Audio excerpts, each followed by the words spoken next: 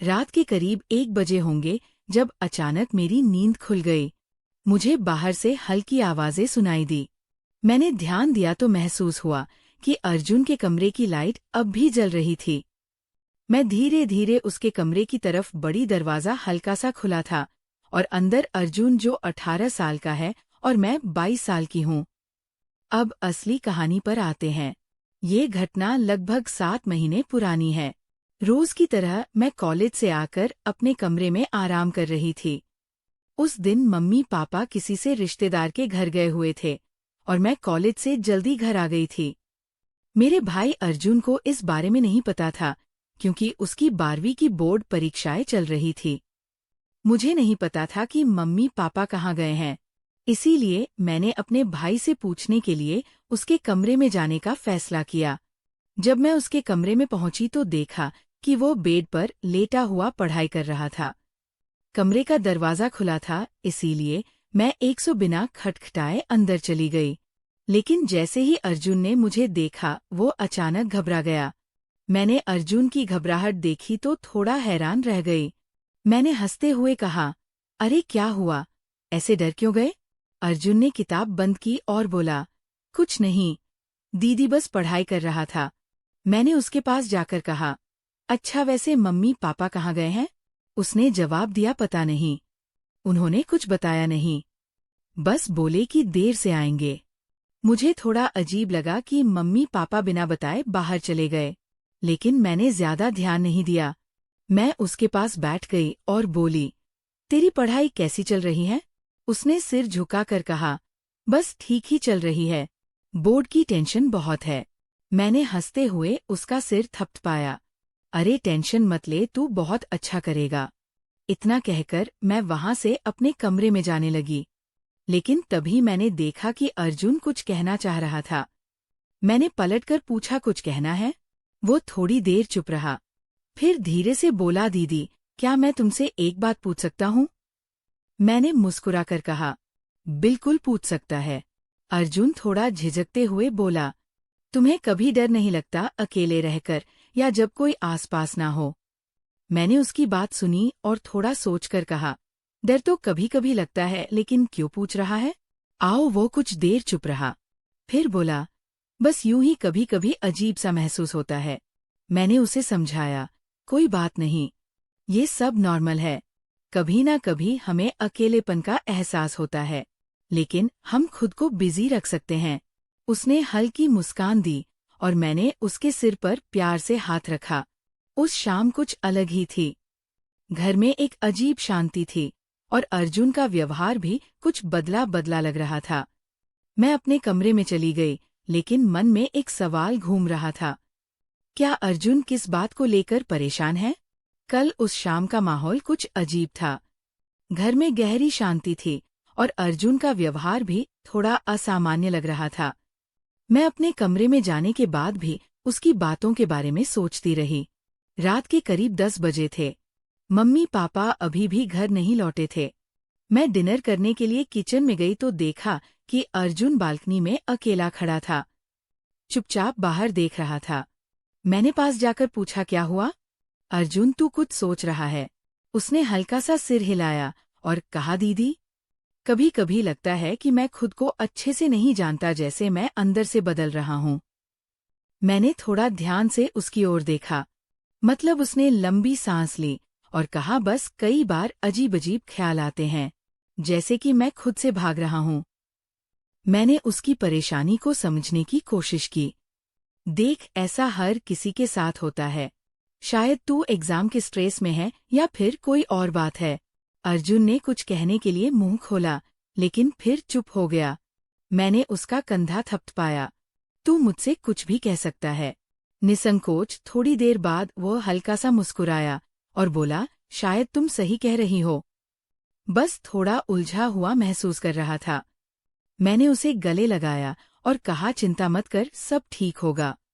चल अब खाना खा लेते हैं। उस रात मैं अपने कमरे में थी। वह मुझे परेशान कर रही थी।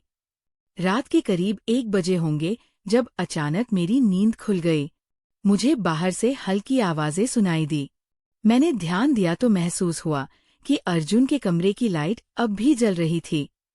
मैं धीरे धीरे उसके कमरे की तरफ बढ़ी। दरवाज़ा हल्का सा खुला था और अंदर से किसी की फुसफुसाने की आवाज़ आ रही थी।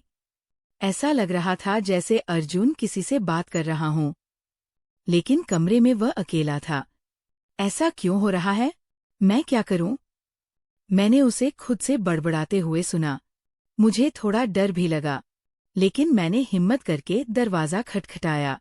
अर्जुन अचानक चौंक गया और जल्दी से उठकर खड़ा हो गया। उसकी आंखों देखकर मैं पूछा, काऊ, क्या तू सच में ठीक है? मुझे लग रहा है कि तुझसे कुछ परेशान कर रहा है। उसकी आंखें एक पल के लिए मुझसे मिली, फिर उसने नजरें फेर ली।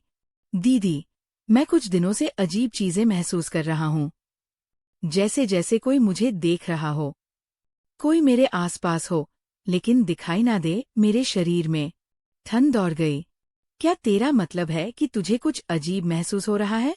वह धीरे से सिर हिलाकर बोला, हाँ, और ये सब कुछ महीनों से हो रहा है, लेकिन अब यह और ज्यादा बढ़ गया है। मैं एक पल के लिए चुप हो गई। अब मामला सिर्फ उसकी चिंता या स्ट्रेस का नहीं था, कुछ और था, कुछ ऐसा जिसे समझना जरूरी था। क्या अर्जुन की अनजाने डर से जूझ रहा था, या फिर सच में कोई रहस्य उसके आसपास था? अर्जुन की बातों ने मुझे पूरी तरह से चौंका दिया था। अगर वो सच में ऐसा महसूस कर रहा था, तो ये कोई मामूली बात नहीं हो सकती थी। मैंने उसके चेहरे को ध्यान से देखा। उसकी आंखों में एक गहरी घबराहट और मार डर था। अर्जुन, तुम ठीक से बताओ, ये सब कब से हो रहा है? मैंने धीरे से पूछा। वो कुछ देर तक चुप रहा, जैसे कि डर से जूझ रहा हो। फिर उसने धीरे से कहा, ये सब तब से हो रहा है जब मम्मी पापा ने हमारी पुरानी अलमारी को बाहर निकाला था। उस अलमारी में पुराने जमाने के साथ एक पुराना डायरी भी था, और वो डायरी मुझे कुछ अजीब सा महसूस कराती है। मैं हैरान होकर बोली, डायरी? क्या तुम मुझसे बताओगे, क्या उस डायरी में था? अर्जुन ने नजरें झुकाकर कहा। जब मैंने वो डायरी खोली तो उसके पन्नों में कुछ अजीब से शब्द लिखे थे। कुछ तो ऐसे थे जिन्हें मैं समझ नहीं सका, लेकिन कुछ पंक्तियां बहुत ही अजीब थी। ऐसा लगा जैसे वो शब्द मुझे परेशान करने के लिए लिखे गए थे। मुझे अब ये बात बहुत अजीब लगने लगी थी। क्या सच में कोई ऐसी चीज थी जो अर्जुन को मानसिक तौर पर प्रभावित कर रही थी? हाँ, मैंने सोचा कि इस बारे में मम्मी पापा से बात की जाए, लेकिन अर्जुन ने मुझसे सती से कहा, दीदी, अगर तुमने मम्मी पापा से ये बात की तो मुझे नहीं पता क्या होगा। मुझे लगता है कि ये सब मुझे अकेले ही हल करना पड़ेगा। मैंने उसकी बातों को गंभीरता से लिया। कुछ तो था जो उसने छुपाया था, लेकिन अब मेरी चिंता और भी बढ़ गई थी। मैंने अर्जुन से कहा, ठीक है, लेकिन हमें इस डायरी को खोजना होगा। ये सिर्फ तुम्हारे लिए नहीं, पूरे परिवार के लिए खतरनाक हो सकता है। उसकी आंखों में एक नई उम्मीद थी, लेकिन साथ ही एक डर भी। तुम सही कह रही हो दीदी, लेकिन हमें ये सब जल्द ही खत्म करना होगा। हम दोनों धीरे धीरे डायरी की तलाश में जुट गए। मैं अर्जुन के कमरे में गई और पुरानी अलमारी की ओर देखा। दरवाजे के पीछे छिपी हुई वो डायरी अब मुझे भी डरावनी लगने लगी थी। आखिरकार अलमारी का दरवाजा खोलते हुए मैंने वो डायरी ढूंढ निकाली। उसके ऊपर धूल जमी हुई थी, और वो इतनी पुरानी लग रही थी कि ऐसा लग रहा था जैसे वह किसी और समय से आई हो। अर्जुन ने धीरे से कहा, ये वही डायरी है। मैंने उसे खोलने का फैसला किया, लेकिन जैसे ही उसके पन्ने खोले, कमरे में एक अजीब ठंडक महसूस हुई। डायरी के पन्नों पर वही अजीब शब्द लिखे हुए थे, लेकिन अब मुझे समझ में आ रहा था कि ये कुछ और ही था। ये कि डायरी का प्रकार का श्राप या चेतावनी लग रही थी। एक पन्ने पर लिखा था, जो ये पढ़ेगा उसे घेर लेगा अंधेरा। यह रहस्य केवल उस व्यक्ति को सच्चाई दिखाएगा जो इसे ढूंढने की हिम्मत करेगा। अर्जुन और मैंने एक दूसरे को देखा। क्या ये सच में हो रहा है? मैंने हकलाते हुए पूछा। अर्जुन ने एक दूसरे को देखा। क्या ये सच में हो रहा है? मैंने हकलाते हुए पूछा। अर्जुन ने गहरी सांस ली। हमें अब सच्चाई जानी होगी। हम दोनों ने डरी हुई निगाहों से एक दूसरे को देखा। वो डायरी अब हमें जैसे एक भारी बोझ जैसी लग रही थी। जैसे खतरनाक रास्ते पर कदम रखने जा रहे थे। अर्जुन ने धीरे से कहा, ये सब कुछ बहुत अजीब है।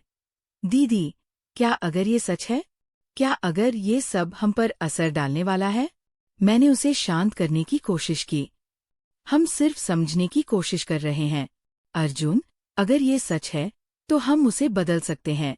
लेकिन तभी जैसे ही हमने डायरी के अगले पन्ने को पलटा, अचानक कमरे की लाइटें मध्यम हो गई। कमरे में एक अजीब ठंडक बढ़ने लगी। दोनों की धड़कनें तेज हो गई। अर्जुन डर के मारे मेरे पास आकर खड़ा हो गया। ये क्या हो रहा है? उसने कांपते हुए पूछा। मैंने डरते हुए कहा, मुझे लगता है कि हम कुछ ऐसा जानने वाले हैं जो हमें नहीं जानना चाहिए था।